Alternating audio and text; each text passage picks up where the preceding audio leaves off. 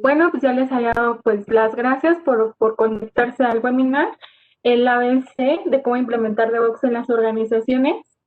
Nuestro objetivo de este webinar pues es compartir nuestra experiencia, nuestros conocimientos y pues la verdad estamos muy felices el día de hoy porque pues igual nos acompaña IBM México en este webinar.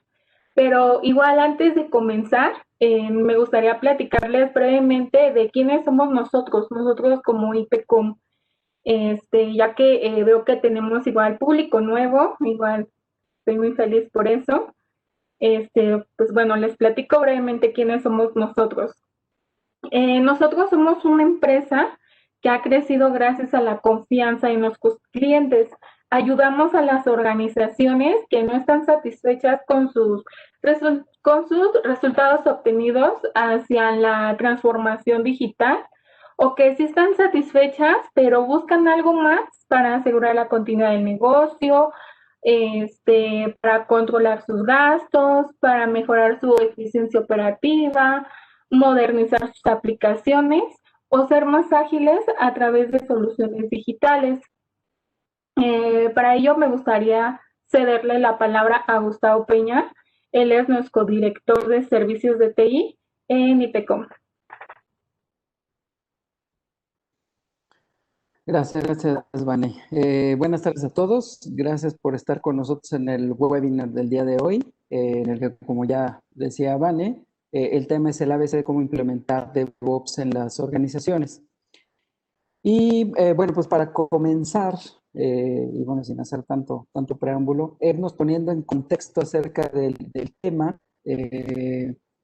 y darnos un poco de la perspectiva de DevOps desde la visión de IBM, y quién mejor que él. Pues quiero darle la bienvenida a Hoibert Albers. Él es Chief Technology Officer en IBM México. ¿Cómo estás, Hoibert? Buenas tardes, bienvenido. Hola, ¿qué tal? Muy buenas tardes. Pues muchas gracias por haberme invitado. La verdad, es un placer trabajar aquí con IPCOM y colaborar en esta iniciativa, ¿no? Muy bien, pues adelante, platícanos. Gracias. Muy bien. Bueno, pues el objetivo de hoy es que entre IPCOM y yo, pues hablemos del tema de DevOps, ¿no? Y DevOps definitivamente es un tema muy interesante porque está revolucionando la manera en la que trabajan las empresas para garantizar que sus aplicaciones sean estables y que realmente funcionen 24/7, ¿no? Independientemente de si aumenta violentamente el número de usuarios o pase lo que pase, ¿no? Entonces, esto pues ha supuesto un cambio de cultura importante, ¿no? Antes teníamos un grupo que era responsable del desarrollo y otro que era responsable de operaciones, ¿no? Y cuando el equipo de desarrollo terminaba una aplicación, entregaba la aplicación a la gente de operaciones y les entregaba lo que se conoce normalmente como un runbook, ¿no? Que es una especie de manual de operaciones donde básicamente dice, bueno, si esto falla, tienes que hacer esto para volver a echarlo a andar, ¿no? Entonces, DevOps es un movimiento que dice, para que realmente las aplicaciones funcionen, no es suficiente que solo trabaje en la aplicación la gente de desarrollo. Tiene que hacerse responsable todo el mundo. Los desarrolladores, la gente de operaciones. La gente de operaciones tiene la responsabilidad de darle información a los desarrolladores acerca de los problemas que se están dando. Los desarrolladores tienen que estar disponibles cuando se dan los problemas y más recientemente se ha dicho también que la gente de seguridad también tiene que estar involucrada, por eso se habla de DevSecOps, ¿no? Porque muchas de las fallas no son fallas de que la aplicación deja de funcionar, sino de que pues tiene un problema de seguridad y esos también hay que atenderlos inmediatamente, ¿no? Entonces, podríamos hablar simplemente de lo que es DevOps o DevSecOps, pero esto hay que ponerlo en un concepto, en un contexto más amplio, ¿no? DevOps se podría haber hecho sin la nube. Sí, probablemente algunas cosas de DevOps se podrían haber hecho sin la nube, ¿no? Pero muchas de las mejoras que vemos actualmente en términos de estabilidad y escalabilidad de las aplicaciones no serían concebibles sin las mejoras que hemos visto en el cómputo en la nube que se han producido en los últimos años, ¿no? Entonces, por eso, antes de que hablemos exclusivamente del tema de DevOps o de DevSecOps, quiero actualizarles acerca de los cambios que ha habido en el cómputo en la nube en estos últimos 5 años, para que esto luego lo veamos desde la perspectiva de la manera en la que desarrollamos las aplicaciones. Y entonces, con esto pues voy a empezar, y con lo que tenemos que empezar es con la propuesta de valor de Cloud Computing, ¿no? Y por qué las empresas se están moviendo a la nube. Entonces, bueno, cuando esto lo preguntamos a las empresas, tenemos muchas respuestas, ¿no? Algunos hablan de que Cloud Computing permite tener mayor nivel de agilidad, porque aquí podemos obtener servidores nuevos en cuestión de minutos, ¿no? En cuanto ponemos nuestra tarjeta de crédito, podemos aprovisionar nuevos servidores, temas de innovación, de escalabilidad. La gente de finanzas en las aplicaciones de las empresas aprecia mucho Cloud Computing, porque en lugar de gastar dinero en CAPEX, o sea, invertir en productos que se tienen que pagar al principio y luego el valor se va depreciando a lo largo de 3 o 4 años, con el gasto o OPEX, ¿no? Podemos depreciar, bueno, el dinero se va a nuestra cuenta de resultados pues mes a mes, ¿no? También mencionan reducción de costos, mejor seguridad de la infraestructura, por lo menos, ¿no? Porque la seguridad de las aplicaciones sigue dependiendo de los desarrolladores. Bien, hay muchos motivos, ¿no? Pero cuando uno empieza realmente a rascar a esto, lo que se da cuenta es que lo que realmente es importante para las empresas cuando piensan en cómputo en la nube es el tema de reducción de costos, ¿no? Y yo creo que aquí esto se debe en gran parte a que muchas de las empresas que nos dedicamos a vender cómputo en la nube, pues resulta que hemos sido muy, pues demasiado positivos a la hora de hablar de este tema, ¿no? Resulta que en realidad el movernos a la nube no se traduce siempre en una reducción de costos. Sí, se ven muchos beneficios, ¿no? Como la agilidad, la innovación, pero la reducción de costos, curiosamente, es lo que más les cuesta ver a los clientes, ¿no? ¿Y por qué los clientes piensan que debería ser más barata la nube, ¿no? Pues uno de los motivos es porque los vendedores de los servicios de nube, eso es lo que les dicen, ¿no? Pero hay algunos motivos que explican esto, ¿no? Uno es que, unos argumentos es que al tener centros de datos altamente eficientes, como los tenemos en IBM, en Amazon, en Google o en Microsoft, ¿no? Los costos a la larga pues salen más baratos, ¿no? También se menciona que como estos centros de datos están altamente automatizados, pues salen más baratos que los data centers tradicionales que tienen muchas empresas, ¿no? Otro motivo es la elasticidad de los costos para los clientes. No tienes costos fijos, sino que si las cosas te van bien y tienes necesidad de tener muchos servidores, pues pagarás mucho, pero si baja el negocio, puedes reducir tu gasto quitando servidores que ya dejas de utilizar, ¿no? También, pues hay mucha competencia en el mundo del cómputo en la nube, ¿no? Entonces, todos los jugadores estamos buscando constantemente mejoras en la eficiencia, ¿no? Y otro motivo es obviamente de que en la nube lo que se usa la mayoría es open source, y eso pues permite mayores niveles de innovación, pero también un cierto nivel de reducción de costos, ¿no? Entonces, bueno, profundizando un poquito más en lo que les estaba diciendo, los centros de datos eficientes son uno de los motivos por los que los clientes creen que les va a salir más barato el cómputo en la nube, ¿no? Ustedes piensen simplemente en qué situación estábamos al final de los años 90, principio del año 2000, ¿no? Tomen, por ejemplo, un cliente como el IMSS, ¿no? El IMSS tiene sus instalaciones principales en Reforma, y ahí es donde tenía su centro de datos, en planta baja, entrando a mano izquierda, ¿no? Y todos los visitantes a esas instalaciones del IMSS llegaban a recepción y podían ver ahí todos los bonitos equipos que tenía el IMSS, ¿no? Y eso es algo que era bastante habitual en los años 60, 70, hasta los 80, porque las grandes empresas lucían sus equipos y era una manera de presumir su poderío, ¿no? Pero si uno lo mira desde un punto de vista puramente económico, pues la verdad es que es una estupidez tener un centro de datos en pleno Reforma, ¿no? ¿Por qué? Porque el metro cuadrado de terreno en Reforma es carísimo y además es una zona en la que hay muchas manifestaciones, se puede meter la gente, destrozar los equipos, es una zona sísmica que tiene sus peligros, ¿no?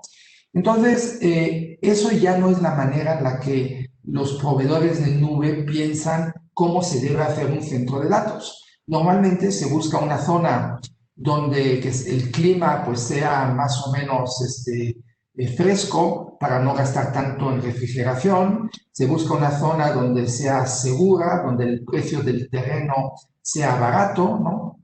Y entonces, bueno, pues aquí están viendo, por ejemplo, un centro de datos que está en construcción en Holanda, donde el clima es fresco, hay energías renovables, son energías económicas, y además por ahí pasan los cables que conectan Internet de Europa a, a Inglaterra, y de ahí a Inglaterra a Estados Unidos. Entonces, son lugares apropiados para crear un centro de datos, ¿no? Entonces, por eso es que estamos viendo que en México, en Querétaro, hay muchos proveedores de centro de datos, porque por ahí pasa la troncal que conecta México a Estados Unidos y, bueno, toda Latinoamérica a Estados Unidos. Entonces, la conexión a Internet es buena, el terreno es barato, ¿no? Hay gente capacitada, ¿no? A los que además los sueldos suelen ser más económicos que en la Ciudad de México. Entonces, todo ese tipo de cosas se toman en cuenta para poder ser más eficientes, ¿no? También los edificios se construyen de otra manera, ¿no? Ahora se asegura a través de las normas LEED, pues que esos edificios no tengan fugas, ¿no? Entonces, pues no estamos gastando de más en la refrigeración, en el aire acondicionado, se usan servidores eficientes, se usa también virtualización para lograr altos índices de utilización, realmente hay control de la iluminación, o sea, la luz está apagada, ¿no? Solo cuando llega un operador que tiene que hacer algún cambio en los sistemas es cuando se prende la luz exactamente donde está esa persona, ¿no? O sea, ya se está hilando muy fino para poder reducir costos, ¿no?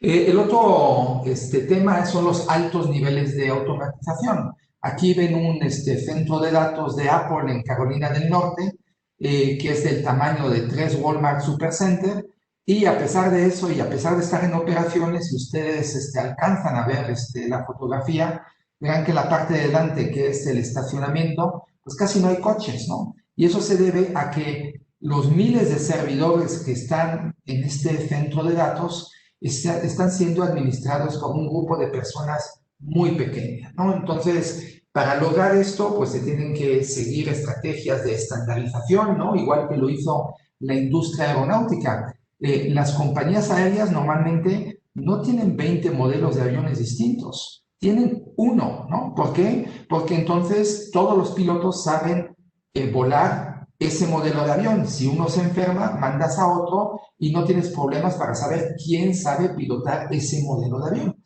Entonces, pues la industria de TI ha aprendido mucho de esto, se estandarizan los equipos, se estandariza el sistema operativo, por eso todo el mundo se está yendo a Linux, ¿no? Y Windows está perdiendo totalmente la fuerza ahí, ¿no? Se estandariza en el middleware, en los aplicativos, en el networking, en el storage, para que todo esto sea mucho más fácil de operar, ¿no? Y, por ejemplo, en el caso de Apple, es evidente, ¿no? Este centro de datos solo es para atender a los clientes de iCloud, ¿no? Entonces, aquí está el correo electrónico, la sincronización de contactos y todo, pero es básicamente una sola aplicación para un grupo de clientes, ¿no? Y eso pues lo hace mucho más fácil y más económico de administrar, ¿no? Obviamente se busca aumentar la productividad de la gente, dándoles herramientas para poder ser más productivo, que permitan aprovisionar los equipos de manera automática, monitoreo centralizado, autonomic computing, etcétera, etcétera. Y bueno, el motivo principal por el que la gente piensa que va a ahorrar dinero moviendo sus sistemas a la nube es la elasticidad del costo, ¿no? Y esto significa que pagas en base a lo que usas, ¿no? Cuanto más usas, más pagas, pero si quieres ahorrar, en cualquier momento puedes dejar de usar, ¿no? Entonces, para esto hay varios modelos. El primer modelo que en México se hizo popular a través de Kio, ¿no? Es el modelo más antiguo, se conoce como colocation, ¿no? Y seguramente ustedes ya lo habrán oído, ¿no? Es el modelo de estas jaulas, ¿no? Y cuando ven la foto, pues entienden perfectamente por qué esto se llama una jaula, porque definitivamente es una jaula, ¿no? Pues aquí se paga por metro cuadrado utilizado en el centro de datos, se paga por el ancho de banda que se consume y por la electricidad que se consume, ¿no? Pero el cliente es responsable de la compra del equipo y de la administración de los equipos, ¿no? Entonces, bueno, este modelo está bien, fue útil en su momento, pero realmente no permite realizar la mayoría de las economías de escala y de automatización de las que hemos estado hablando hasta ahora, ¿no? El segundo modelo, que se ha vuelto mucho más popular y que es muy fácil controlar en cualquiera de los proveedores grandes de red, ya sea Amazon, Google, IBM, Microsoft, ¿no? Aquí básicamente lo que hacemos es, nos metemos a la página, solicitamos un servidor, y ese servidor nos es aprovisionado en minutos y automáticamente nosotros nos podemos conectar remotamente. No sabemos muy bien dónde está el equipo, podemos saber en qué ciudad está, pero no tenemos muchos detalles, ¿no? Tenemos la IP, el usuario y el password, y con eso pues ya podemos empezar a usar esa máquina para lo que nosotros queramos, ¿no? Entonces, el cliente es totalmente responsable de la administración del equipo y esto es uno de los motivos por el que también se espera que este sistema sea económico, ¿no? El servidor puede ser físico, o sea, un bare metal, o puede estar virtualizado. El servidor puede ser individual o formar parte de un clúster y el cliente paga por el poder de cómputo del equipo, el uso del ancho de banda y el espacio en disco que se necesita, ¿no? Y este modelo se conoce como Infrastructure as a Service o IaaS. Entonces, esto es un modelo que ya muchas empresas están utilizando y que pues muchos consideran que eso es lo que hoy en día se llama cómputo en la nube. Pero hay un problema, ¿no? Y ese problema es como el anuncio de la Cheyenne, ¿no? Y el ahorro, APA, ¿dónde está ese ahorro? Y lo que estamos viendo es que aunque los clientes de nube normalmente son felices por haberse ido a la nube, no están viendo esos ahorros que ellos esperaban ver, ¿no? ¿Y eso a qué se debe? Pues es bastante fácil de entender, porque en realidad los servidores se siguen pagando igualito que se pagaban antes, ¿no? Si antes el servidor se lo comprabas a HP y ahora se lo pagas a Microsoft, Microsoft no te lo está regalando, ¿no? También ellos tienen que pagar el servidor y eso incluye costo de financiamiento. Si ustedes pagan factura mes a mes, pues en realidad lo que les van a cobrar es un financiamiento a 3 años de ese equipo, que es el tiempo en el que normalmente el equipo se deprecia, ¿no? De hecho, ustedes lo pueden comprobar, ¿no? Porque si ustedes trabajan, por ejemplo, con Amazon, Amazon les puede ofrecer precios más económicos siempre y cuando ustedes se comprometan a usar ese servidor durante 3 años. Y entonces dices, pues sí, qué padre, ¿no? Pero, y esa flexibilidad que me habían prometido, ¿dónde está? Pues ya no la tienes, porque ahora te estás comprometiendo a 3 años a usar ese servidor al 100%, ¿no? Entonces, pues no hay un ahorro real en servidores, sobre todo porque los márgenes ya eran muy bajos a la hora de vender ese tipo de equipo, ¿no? Estamos hablando de que los márgenes estaban alrededor del 5%, pues no había manera de reducir mucho esos números, ¿no? La realidad es que el ancho de banda que tú consumes en los centros de datos también los terminas pagando, ¿no? Incluso a veces pues se paga más, ¿no? Porque en Amazon, si tú transfieres datos entre distintos centros de datos de Amazon, tienes que pagar por eso. En el caso de IBM eso no se paga, la transferencia entre servidores entre dos centros de datos de IBM, pero bueno, hacia afuera de todas maneras eso hay que pagarlo porque no es gratis. Entonces tampoco hay un ahorro en la parte del ancho de banda. El costo del almacenamiento, pues más de lo mismo, hay que seguir pagando por el espacio en disco duro o en servidores SSD, y eso es algo que no desaparece, ¿no?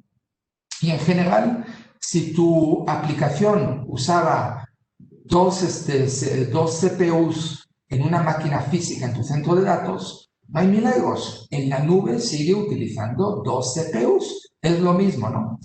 Entonces, ¿qué estamos viendo? Estamos viendo que muchos clientes terminan pagando más cuando se van a la nube que cuando tenían su propio centro de datos. ¿Y eso a qué se debe? Pues normalmente se debe a que es tan fácil crear nuevos servidores en la nube que la gente empieza a perder el control. Entonces, se les olvida que crearon un servidor, tardan en apagarlo cuando ya no lo necesitan y resulta que la factura va subiendo, subiendo, subiendo, poquito a poco, pero eso es lo que va ocurriendo, ¿no? Entonces, nosotros tenemos muchos clientes que lo que ya han adoptado como mejor práctica es reunirse por lo menos una vez a la semana, donde revisan exactamente cada uno de esos temas, ¿no? Entonces, pues eso no es algo que, digo, y de esa manera, cuando ven que hay un servidor que ya no están usando, pues lo decomisan para no tener que pagar, ¿no? Entonces, ¿cómo se medía antes la compra de un servidor? Pues era muy sencillo, decías, pues mi consumo máximo suele ser de CPUs, entonces más o menos lo que voy a hacer es comprar uno de 4 por si las moscas, ¿no? Y lo que vemos es que el desperdicio de recursos que había era enorme, ¿no? Entonces, la respuesta de esto a finales de los años 90, ¿no? A principios de los 2000, fue la virtualización, ¿no? Porque decían, bueno, si los equipos se están haciendo cada vez más grandes y poderosos, ya no podemos comprar un servidor por aplicación. Para aumentar el porcentaje de uso, virtualizamos y ponemos más de un servidor dentro de una máquina, ¿no? Y eso pues funciona, ¿no? Aquí vemos el esquema de una máquina virtual de primera generación, ¿no? Tenemos la máquina, sobre eso corremos un sistema operativo que suele ser Linux, sobre eso corremos un hypervisor y luego tenemos nuestras máquinas virtuales. El problema con esto es que esto no es muy eficiente y normalmente se pierden como un 5% de los recursos simplemente por estar virtualizando, ¿no? Y dirán, bueno, pues que un 5% tampoco es tanto, ¿no? Si esto lo compenso utilizando más la máquina. Pero lo que pasa es que ahora cuando hablamos de nube, realmente estamos intentando ver y eliminar todas las fuentes de desperdicios, ¿no? Y cuando tienes 10.000 máquinas, desperdiciar el 5%, pues ya estamos hablando de muchísimo dinero.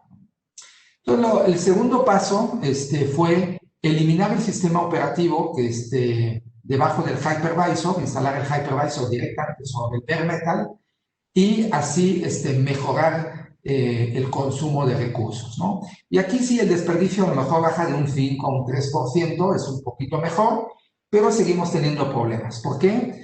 Porque tenemos que instalar un sistema operativo por cada máquina virtual y eso significa que cada vez que sale un parche para el sistema operativo hay que aplicarlo a cada una de esas máquinas virtuales. La administración se vuelve muy pesada y si se cae la aplicación junto con el sistema operativo, el volver a bootear la máquina, eso es algo que se puede tardar literalmente minutos, 5, 6, 10 minutos y durante ese tiempo la aplicación no está disponible, ¿no? Entonces, se buscó una solución que permitiera ser pues más flexible, más rápida, ¿no? El resultado de eso fue el inventar los contenedores. Los contenedores ya no son máquinas virtuales, simplemente son procesos que corren en una máquina y que están separados por el sistema operativo para que un proceso no sepa lo que está pasando en el proceso de otro contenedor. Y de esa manera no pueden platicar entre sí. Cada proceso cree que toda la máquina es suya, pero en realidad están compartiendo un solo sistema operativo y entonces la administración de ese sistema operativo es mucho más eficiente. No hay virtualización, se pierden ese 3% de overhead, ¿no? Y además, si se cae la aplicación, el levantarla es algo que se hace en milisegundos, ¿no? Entonces, eso es a lo que nos estamos moviendo ahora. Claro, el problema es que cuando tienes cientos de contenedores, lo que necesitas es una plataforma que permita orquestar todos esos contenedores, ¿no? Y ahí es donde sale un proyecto open source muy interesante que se llama Kubernetes y que se está convirtiendo en el estándar actualmente en la nube, ya sea que sea una nube pública o una nube privada, ¿no? Es un nuevo modelo de IaaS, pero que permite ser mucho más eficiente. Aquí las aplicaciones corren en contenedores, ¿no? En lugar de correr sobre, por ejemplo, VMware, y Kubernetes es responsable de ajustar el número de pods o contenedores en base a la carga de trabajo. Entonces, si, por ejemplo, tenemos una aplicación bancaria en fin de mes o en quincena que es muy demandada, le va a dar automáticamente más recursos, y una aplicación que no se utiliza tanto en esas fechas, pues va a bajar su consumo de recursos. Y al final todo eso se balancea de manera que aprovechemos lo mejor posible nuestra infraestructura, ¿no? Entonces, pues esto es algo que está muy padre porque se ha convertido en un estándar de industria. Ustedes pueden tener sus clústeres de Kubernetes sobre Amazon, sobre Google, sobre Azure o sobre IBM Cloud sin ningún problema, ¿no? Aquí vemos, por ejemplo, como si esta aplicación estuviera corriendo en microservicios que están en contenedores, pues solo consumimos lo que requiere la aplicación y el resto de la máquina está totalmente disponible para otras aplicaciones. Entonces ya no hay desperdicio de recursos. Entonces es muy fácil poner, por ejemplo, otras aplicaciones de reporteo, de análisis de datos, otras aplicaciones como ERPs y balancear entre todos la carga, ¿no?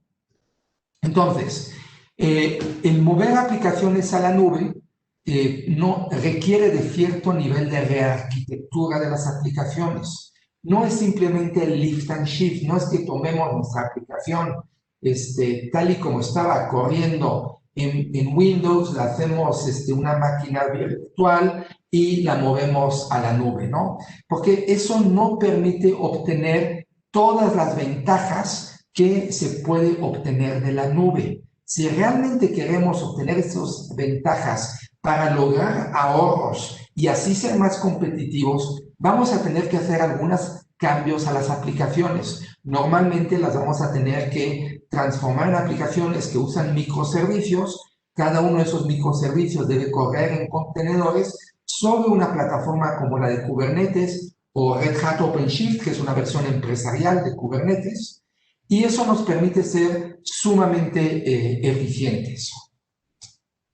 Pero eso va a requerir cierto nivel de desarrollo, pero es una excelente inversión, porque esa inversión va a ser una cantidad chica comparado con el beneficio que van a obtener a la larga, ¿no? Entonces, como las aplicaciones hay que modernizarlas para que puedan correr sobre esta plataforma, también tiene que modernizarse el middleware, o sea, las bases de datos, los servidores de aplicaciones, las colas de mensajes, todos estos programas que antes utilizaban y que corrían en máquinas físicas o virtualizadas, tienen que ser modernizadas para que también puedan correr en contenedores en este tipo de plataformas, ¿no? De manera que luego los programadores puedan seguir usando esa funcionalidad, en sus aplicaciones que también habrán sido modernizadas para correr en estas plataformas, ¿no? Entonces, eso es lo que nosotros estamos haciendo en IBM, donde todo nuestro middleware, ¿no? Nuestras bases de datos, nuestros servidores de aplicaciones, los estamos containerizando y ofreciendo ahora en un esquema de Cloud Paks, ¿no? Estos Cloud Paks son los paquetes que corren ya sobre Red Hat OpenShift, ¿no? Lo que les decía que es una versión empresarial de Kubernetes, y ahí ustedes pueden poner sus aplicaciones. Esto les va a permitir reducir sus costos al tener algo mucho más fácil de monitorear y mucho más fácil de administrar, ¿no? Pero, ¿y cómo está esto relacionado con la parte de DevOps? Bueno, la parte de DevOps está muy relacionada con Kubernetes y Red Hat OpenShift, porque ahora yo voy a poder crear mi aplicación en Git o en GitHub o en GitLab, y cada vez que hago un cambio, se va a poder automatizar el pipeline de producción del software, ¿no? Primero la compilación, el convertirlo el hacer las pruebas, el meterlo en un contenedor y luego poner ese contenedor funcionando sobre nuestra plataforma.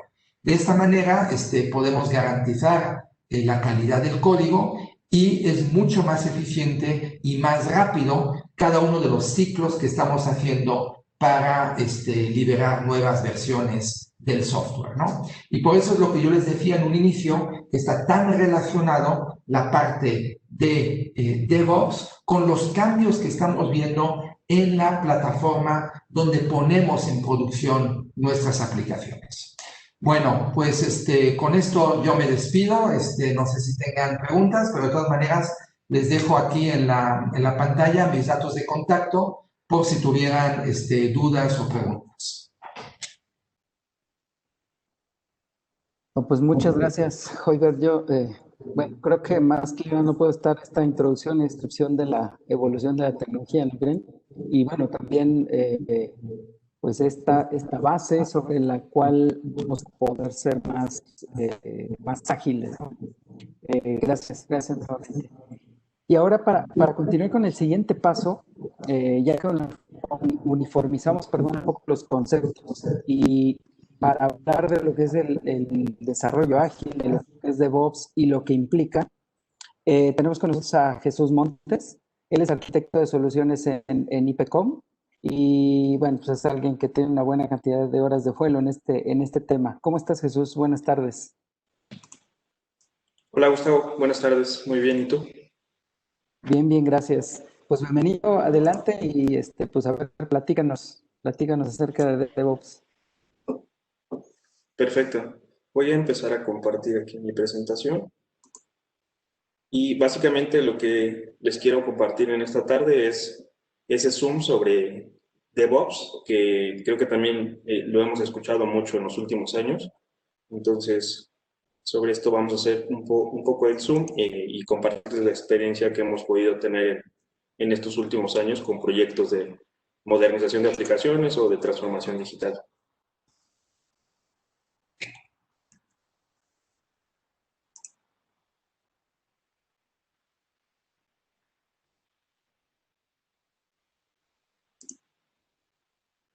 Ahí, ¿me pueden confirmar si ven la presentación?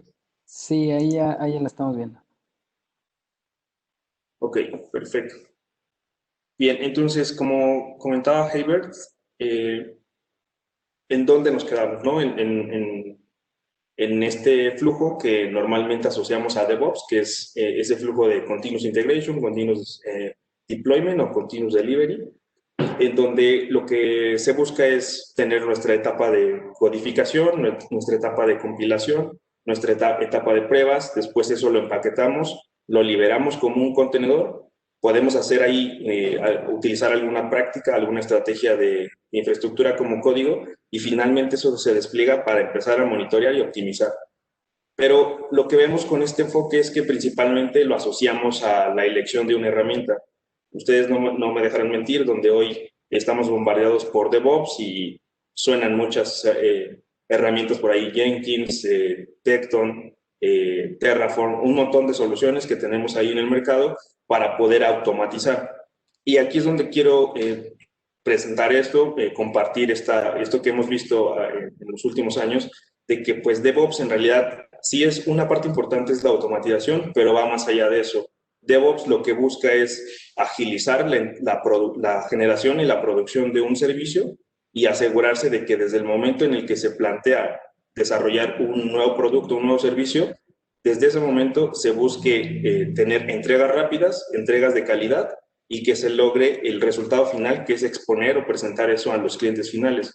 Entonces, desde ese punto de vista, esta figura que vemos ahora, donde solo lo podemos asociar directamente a una herramienta, pues se queda corto.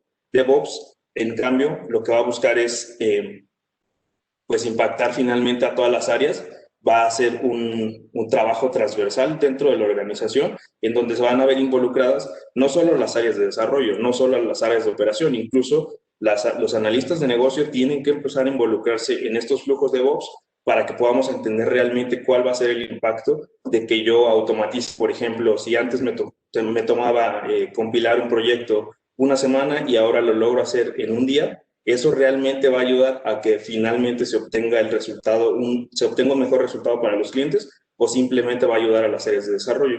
Entonces, en ese sentido, lo que quiero mostrar en este siguiente slide es cómo se complementa DevOps con algunas otras prácticas, en este caso la práctica de desarrollo ágil, que sin duda hoy las organizaciones ya lo están empezando a adoptar, pero está todavía muy ligada a las áreas de desarrollo. Y como mencionaba, si queremos entregar servicios de forma ágil, no solo tiene que ser ágil las áreas de desarrollo, tiene que ser ágil las áreas de operación, tienen que ser ágiles las áreas de seguridad y networking, tienen que ser ágiles las áreas de negocio.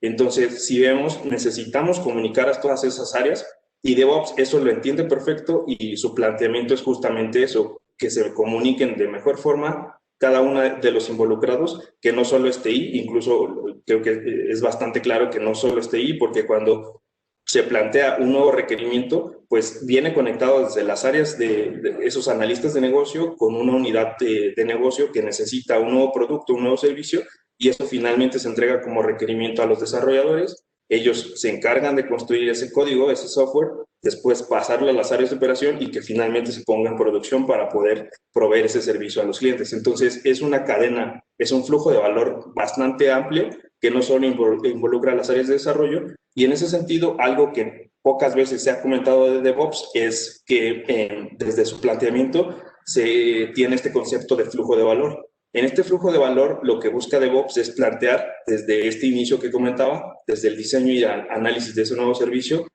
qué es lo que se tiene que lograr, cuál es ese objetivo de negocio que se tiene que cumplir, y desde ahí voy fijando qué tiempo me va a tomar hacer esa definición. Después a la aprobación, después a mi release planning o la estimación del proyecto. Aquí es donde ya se empiezan a involucrar los project managers, los Scrum Master.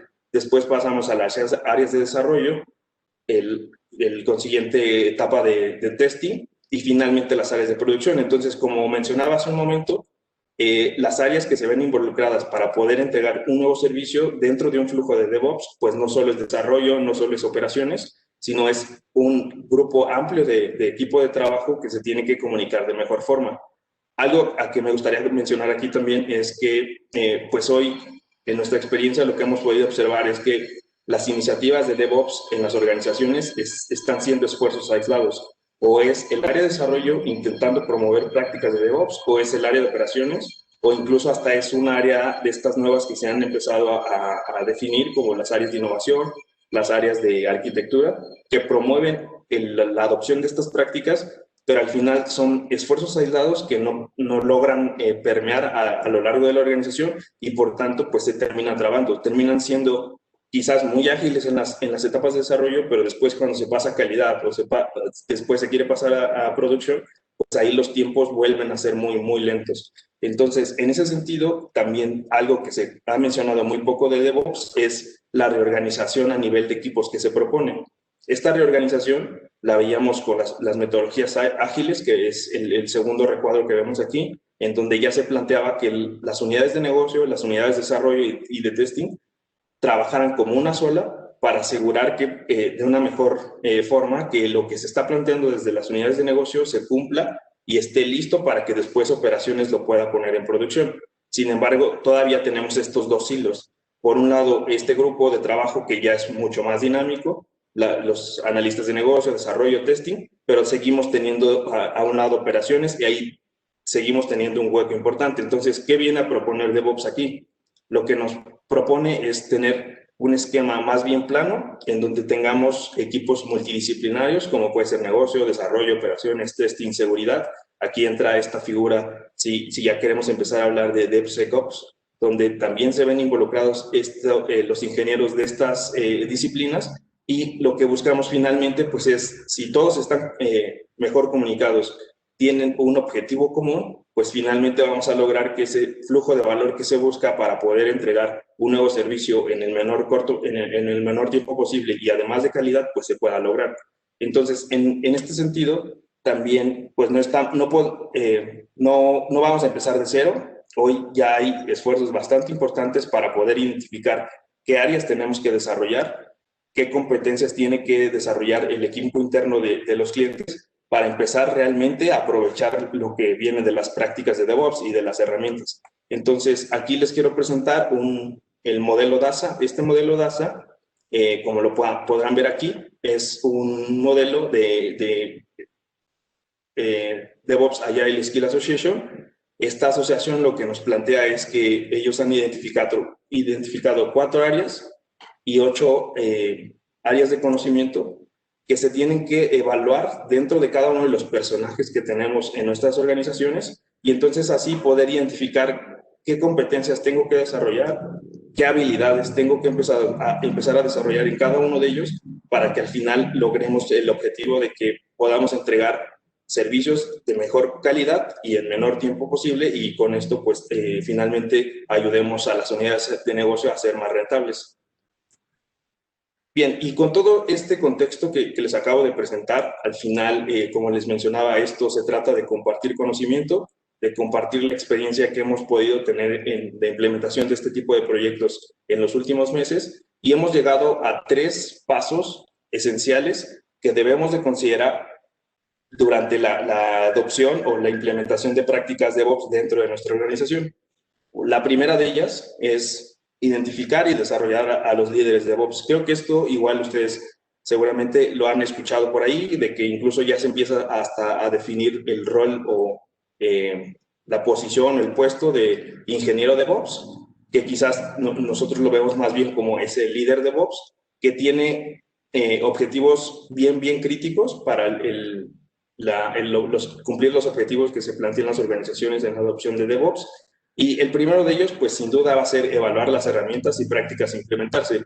¿Y por qué es importante esto? Porque al final, hoy en el mercado, tenemos infinidad de herramientas de DevOps. La imagen que acabo de desplegar del lado derecho es el equivalente a la tabla periódica de los elementos, en donde podemos ver la gran infinidad que tenemos de herramientas DevOps que se pueden utilizar para satisfacer X necesidad.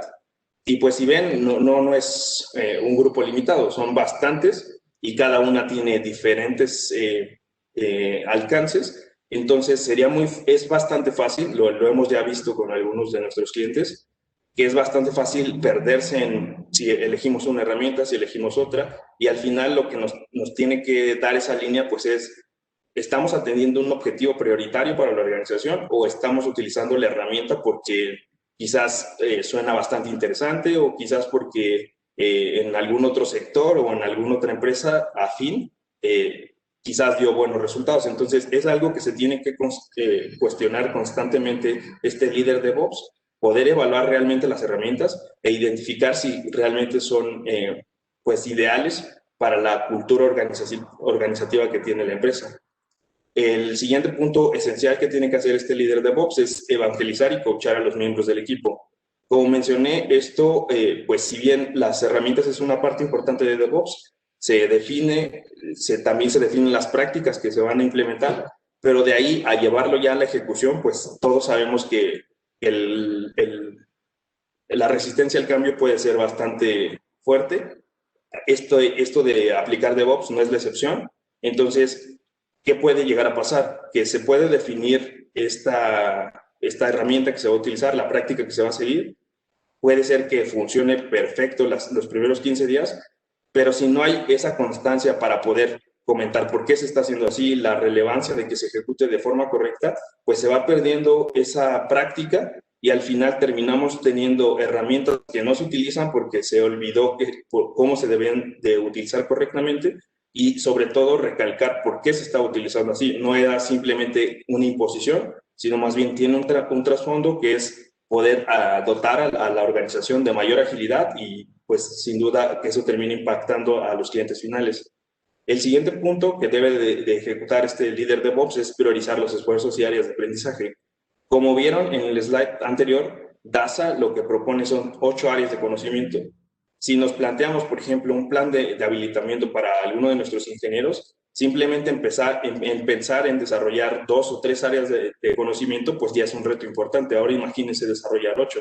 Y claro que no tienen que desarrollar todas, pero eso lo va a definir los objetivos prioritarios de la empresa y pues eso también lo tiene que reconocer el líder de DevOps. Mi equipo de trabajo, qué capacidades tiene, qué habilidades tiene que desarrollar y entonces ir priorizando esos esfuerzos para tampoco perdernos en el camino. Y finalmente, promover la cultura de DevOps que requiere la organización.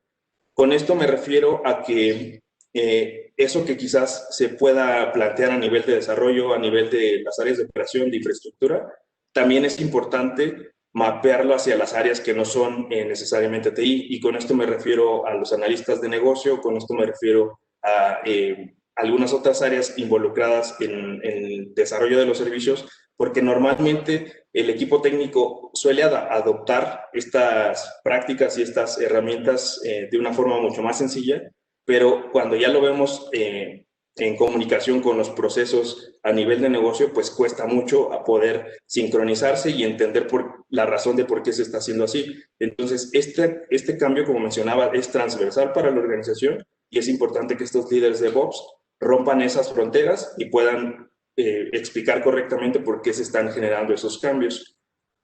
Y también en ese mismo sentido, quiero hacer aquí un paréntesis sobre la importancia de los líderes DevOps dentro de las organizaciones, y es porque me he encontrado justamente que en esa selección de las herramientas, que es importante, es crucial, por un lado porque pues es al final la tecnología la que nos va a permitir entregar los resultados, pero hemos encontrado en nuestra experiencia que es bastante fácil perderse en seleccionar determinada herramienta, quizás porque se ha escuchado que es la líder en el mercado, se ha escuchado que para otras organizaciones ha dado muy buenos resultados, y quizás no estamos viendo realmente lo que es importante para la organización, que enfoquemos la selección de esas herramientas de acuerdo a los objetivos prioritarios de la organización y no solamente que sea una decisión técnica.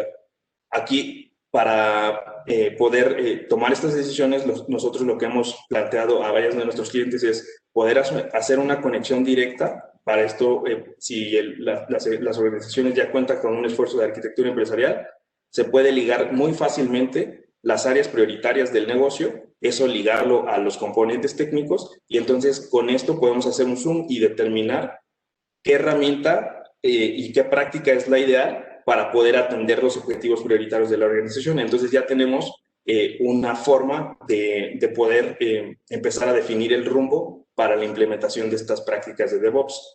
Posteriormente, este segundo punto que es esencial para que las organizaciones empiecen estén trabajando con la adopción de prácticas de DevOps es apoyarse de un equipo habilitador de DevOps. Este equipo tiene varias particularidades porque no solo es ese experto técnico que va a ayudar a facilitar herramientas y prácticas, sino que también tiene que ir al tema suave.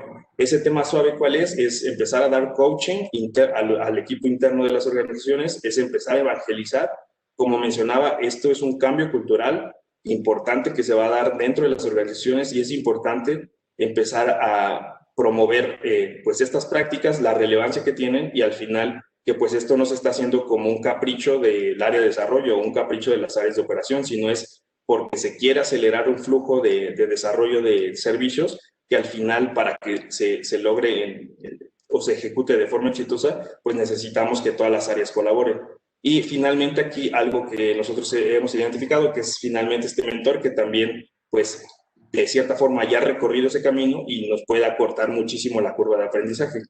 Y finalmente, para terminar mi intervención, Este tercer punto que les quiero compartir, que hemos identificado nosotros esencial para aquellas organizaciones que están implementando DevOps, es que empiecen a definir un cambio de fondo en cómo se organizan a nivel de los equipos de trabajo. Como mencioné hace unos cuantos slides atrás, el tema de poder comunicarse mejor entre diferentes equipos de trabajo, al final lo que busca es poder romper esos hilos e incluso romper esos objetivos que pueden ser distintos. Con el Management 2.0 que veíamos, que las áreas de desarrollo, por un lado, tenían un objetivo que es entregar código con la mejor calidad y en el menor tiempo posible. Y por otro lado, las áreas de operación tienen su propio objetivo, que es tener estable plataforma y estar listos para alguna contingencia. Y desde ese punto de vista, desde esa visión, es correcto, ¿no? Ese enfoque, ese objetivo que tienen.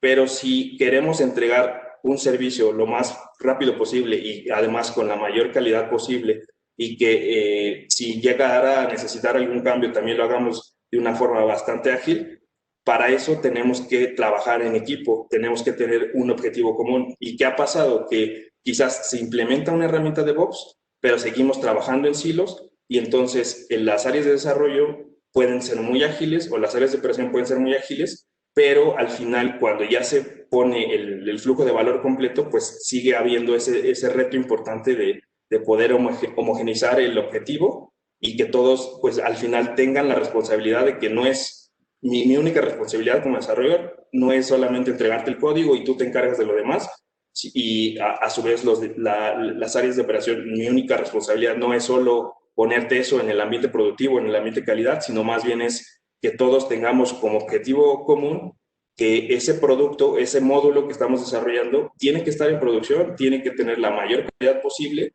tenemos que entregarlo de con la mayor velocidad posible y asegurarnos de que pues al final el enfoque es hacia el cliente externo.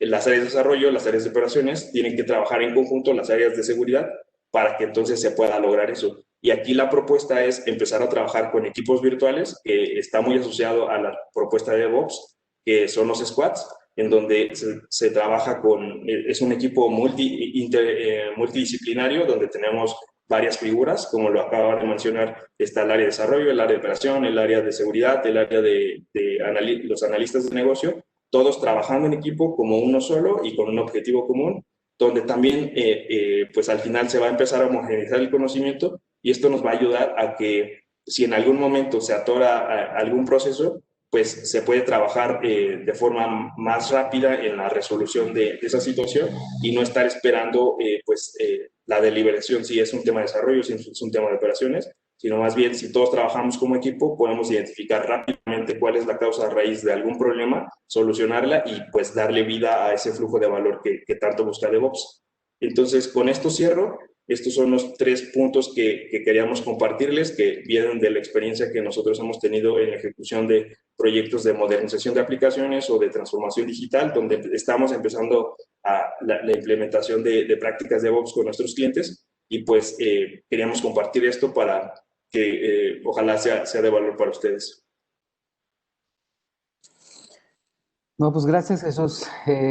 Una descripción muy interesante de lo que debemos considerar en la adopción de DevOps, ¿no? Interesante.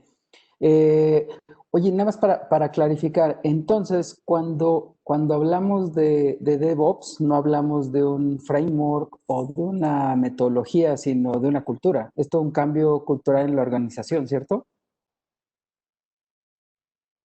Así es más que automatización, que es como lo más directo que ha sonado por algún tiempo. DevOps es, sí, una parte importante, una herramienta que nos va a ayudar a automatizar, pero también es la cultura que voy a definir, las prácticas que debo de seguir, la comunicación que tengo que tener entre los equipos para lograr pues entregar valor y entregar esos servicios con la mayor rapidez, que también no es solamente entregar por entregar, sino más bien es tengo que entregarlo porque esto al final puede representar que me diferencie de mi competencia porque estoy entregando mejores servicios en un tiempo más corto.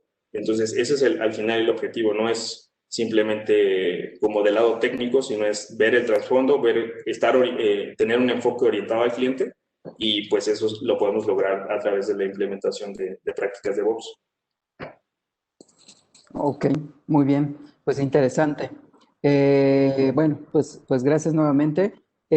Ahora pasaremos a la sección de preguntas y respuestas. Creo que sí tenemos por ahí algunas, ¿no, Vane?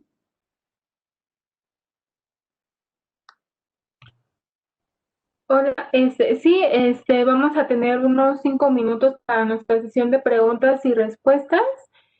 Aquí me comparten si vamos a compartir la grabación. Sí, la vamos a compartir posteriormente. Unos nos preguntan sobre la tendencia de incluir Sec en DevOps SecOps.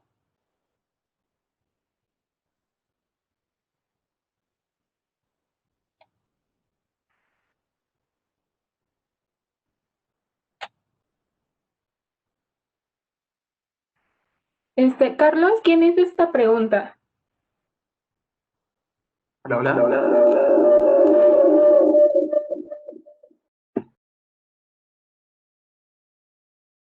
Bien, por aquí veo que es Rodrigo Pérez quien pregunta sobre si se podría abordar un poco más sobre la tendencia de incluir Sec en DevOps, o sea, DevSecOps. No sé, ahí, Eibert, si te gustaría contestarla. Sí, está bien. Mira, la realidad es que durante mucho tiempo los desarrolladores han estado trabajando en sus aplicaciones y eran los únicos responsables de entregarlas, ¿no? Sin embargo, la tendencia es que hay que incluir a especialistas de seguridad desde el inicio del proyecto, ¿no? Cuando trabajamos con metodologías ágiles en los equipos, es necesario tener un experto en seguridad, porque si no repetimos los mismos errores una y otra vez, ¿no? Y esto es algo que hay que tomar en cuenta desde el diseño de la arquitectura. En cada iteración hay que estar verificando que no se están cometiendo errores, ¿no? Entonces, la presencia de gente con un background de seguridad aplicativa desde un inicio es importante y tienen que estar presentes cuando hay fallas de seguridad. Así, de la misma manera que los de operaciones son los que a lo mejor tienen información de los ataques que se están recibiendo, le dan el feedback al equipo. El experto en seguridad puede ver cuál es el problema y quienes lo corrigen son los desarrolladores. Por eso se habla de DevSecOps, ¿no? Porque el equipo ya no es solo de desarrolladores y de operaciones, sino también de expertos en seguridad, ¿no? Y esto es algo que se ha vuelto muy importante en todos lados. Hace poco hablé con un amigo mío que desarrolla productos en Microsoft y pues esa es la manera en la que trabajan, ¿no? La verdad es que si uno piensa que tiene una empresa, una organización chica y que por lo tanto nadie se va a fijar en ellos, es un grave error. Aquí los maleantes en Internet están atacando a quien se deje, ¿no? Y no les importa el tamaño de la víctima, ¿no? Hemos visto muchos ataques este año a organizaciones como Pemex, como la Secretaría de Economía, algunos bancos, y yo doy clases de maestría en una universidad y entre mis alumnos, que es una clase más bien para gente del área de negocios, muchos habían sido víctimas de ataques, ¿no? Ataques de fuerza bruta para poder conseguir, por ejemplo, usuarios y passwords, ataques donde les encriptan todo el contenido de sus discos duros. Esto es algo común, o sea, si uno tiene presencia en Internet, tiene que asumir que va a ser atacado. Y la mejor solución es tener buenos respaldos y tener un equipo de atención muy fuerte a incidentes. Y por eso es la importancia de DevSecOps, ¿no? De que todo el mundo se haga responsable de cualquier tipo de falla. Así es, así es. Ok, Sí, muchas adelante, gracias. Jesús. Aquí, sí, me gustaría agregar un ejemplo sobre esta tendencia, donde pues en DevOps lo que vamos a tener es principalmente dos tiempos, el tiempo de compilación y el tiempo de ejecución. Entonces aquí, eh, cómo está abordando en las áreas de seguridad este reto? Pues que desde el tiempo de compilación, desde que estamos en una etapa temprana donde se está compilando y se está construyendo la imagen de contenedor, en ese mismo momento ya se están haciendo análisis de vulnerabilidades a nivel de las dependencias de la aplicación, o se está haciendo un análisis de puertos ya en tiempo de ejecución. Entonces, eso es lo que promueve DevSecOps, como se está empezando a abordar el tema, de que las áreas de seguridad se vean involucradas desde que se esté incluso compilando el código, que se aseguren de que desde etapas tempranas, o incluso también tenemos la tendencia donde quizás las áreas de desarrollo y operaciones trabajan en el desarrollo, en pasarlo a testing, y en producción las áreas de seguridad pueden utilizar mecanismos como un RASP, y básicamente lo que hacen es envolver ese contenedor con una capa superior que le va a dar seguridad. Entonces, tenemos diferentes enfoques, pero principalmente pues es así como ya lo podemos empezar a vivir en la práctica. Ok, aquí tenemos otras dos preguntas más. Comentan Carlos Alberto. En su experiencia, en promedio, ¿cuántas personas conforman un equipo de DevOps? Sí, pues esto realmente va a depender del servicio que se esté desarrollando. No profundicé tanto en cómo se puede definir el equipo de DevOps, pero finalmente lo que se busca es que si tenemos que desarrollar un módulo, para determinado módulo de cierto producto, se define un equipo DevOps que se encargue de llevarlo, si es la primera construcción o incluso si tenemos que sacar un nuevo release, pues tenemos que hacer una relación directa entre el equipo DevOps y esa funcionalidad que se tiene que entregar. Entonces va a depender, al menos se tiene que haber un representante de cada disciplina, y pues va a variar respecto a la complejidad de este desarrollo. Si estamos hablando de un componente sumamente crítico y complejo, pues definitivamente no va a bastar con un solo ingeniero. Ahí también va a depender de ese ingeniero si es middle, si es senior, o incluso si tenemos un staff de ingenieros junior, pues tendríamos que complementar para robustecer ese equipo de DevOps que queremos armar. Entonces, la realidad es que es un tema que se tiene que revisar a fondo, pero prácticamente te diría que lo mínimo es de que debe de haber un representante de cada disciplina. Aquí tenemos otra pregunta que creo que aquí Albert nos podría ayudar a contestarla. Dicen, ¿qué nos pueden decir sobre GitOps? Pues a ver, Git es un sistema de administración de versiones de código que fue creado por Linus Torvalds, ¿no? El mismo que desarrolló Linux, todavía encontró tiempo para en menos de 3 meses generar un sistema de control de versiones que arrasó en el mercado y que ahora todo el mundo utiliza, ¿no? Entonces, ¿qué es un sistema de control de versiones? Pues es un sistema que permite tener un contenedor centralizado en el que tenemos todo nuestro código, ¿no? Y cada vez que hacemos cambios en nuestra máquina, esos cambios se replican a un repositorio central.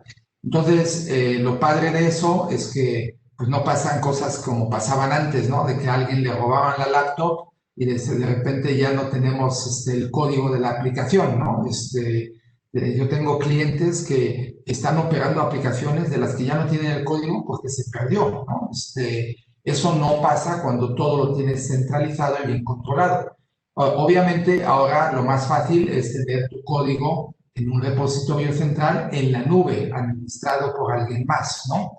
Entonces, ese alguien más puede ser Microsoft, que es el dueño de GitHub, o puede ser otra compañía como GitLab, o puede ser otra como IBM, ¿no? Todos ofrecemos este tipo de servicios. y básicamente es una manera de administrar el código, ¿no? Lo padre de esto es que cuando alguien hace un cambio a parte del código, eso genera eventos y esos eventos pueden servir para disparar acciones, ¿no? Entonces imaginemos, por ejemplo, que yo trabajo en un proyecto y vi que había un error, lo corregí, lo mando al repositorio central, el cambio es aceptado, eso va a generar va a disparar un evento que va a arrancar una acción. Esa acción normalmente es el inicio de un pipeline que va a permitir hacer continuous integration, continuous delivery. ¿Qué va a hacer? Primero va a compilar el código. Si no tiene errores, va a correr una serie de pruebas. Si esas pruebas pasan, pueden hacer pruebas de interfaz de usuario. Si después de eso pasa, se puede ya tener un contenedor. Ese contenedor lo podemos poner en producción directamente en el clúster de Kubernetes, ¿no? Entonces, esto ya no es simplemente un contenedor, sino que es un elemento clave de todo este pipeline de producción que va a ser responsable de que cada vez que se hace cambios al código, se va a intentar crear un producto final. Y eso permite detectar problemas mucho antes, porque en el pasado a lo mejor hacíamos un build al día o un build al mes, ¿no? Y había habido muchos cambios y cuando haces el build te das cuenta que hay 800 errores que corregir. Aquí puedes hacer builds automáticos mucho más a menudo y si hay problemas los detectas antes.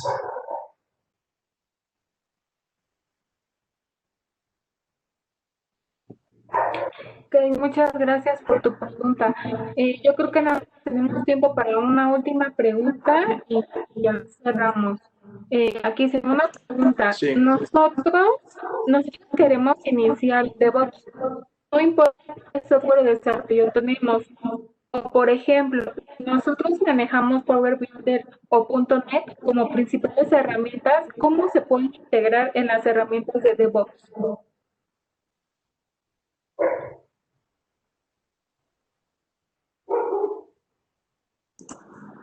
Bien.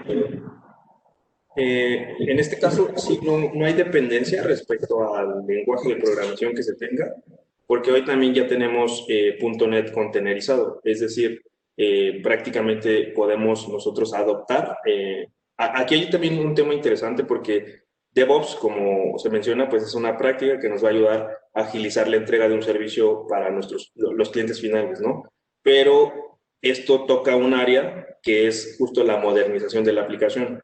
Esta modernización de la aplicación tenemos diferentes enfoques.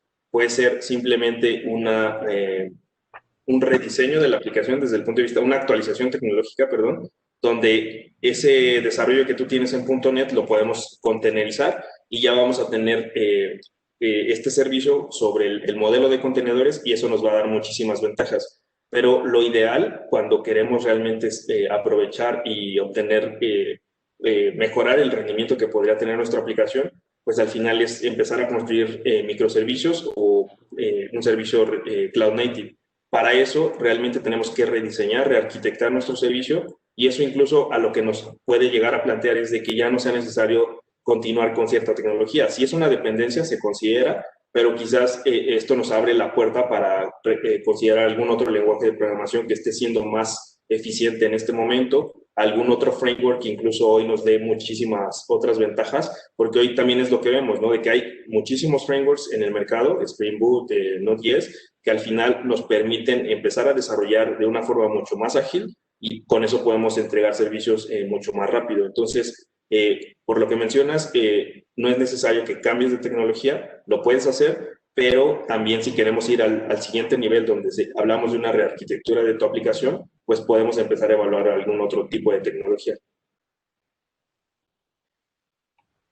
Ok, muchas gracias. Yo sé que todavía hay muchas dudas, muchos comentarios. La verdad, yo les quiero agradecer pues, por toda esta información, disculpa, a Helber, a Jesús, a Gustavo. Estoy de acuerdo con todos ustedes para adoptar pues prácticas de DevOps y contar con un plan sólido de seguridad también para todos los dominios de una arquitectura. Es muy importante. Y bueno, y hoy en día pues todas las organizaciones pues ya lo están adoptando. Y igual lo que mencionaba, ¿no? La comunicación entre las áreas. Pues agradecemos mucho su asistencia de todos ustedes. Recuerden que IPCOM pues, ofrece servicios de modernización de aplicaciones, adopción y administración de multinube e integración de servicios. Si tienes proyectos próximos, con mucho gusto nosotros te podemos orientar, te podemos guiar junto con los expertos. O si tienen pues más duda, pues con mucho gusto nos pueden escribir a nuestro correo de contacto @ipcom.com.mx o al teléfono que ahorita les mando por el chat. Y también pues recuerden seguirnos por nuestras redes sociales. Ahí vamos a estar publicando pues nuestros próximos webinars. Y pues muchísimas gracias a todos. Muchas gracias a todos. Buenas tardes.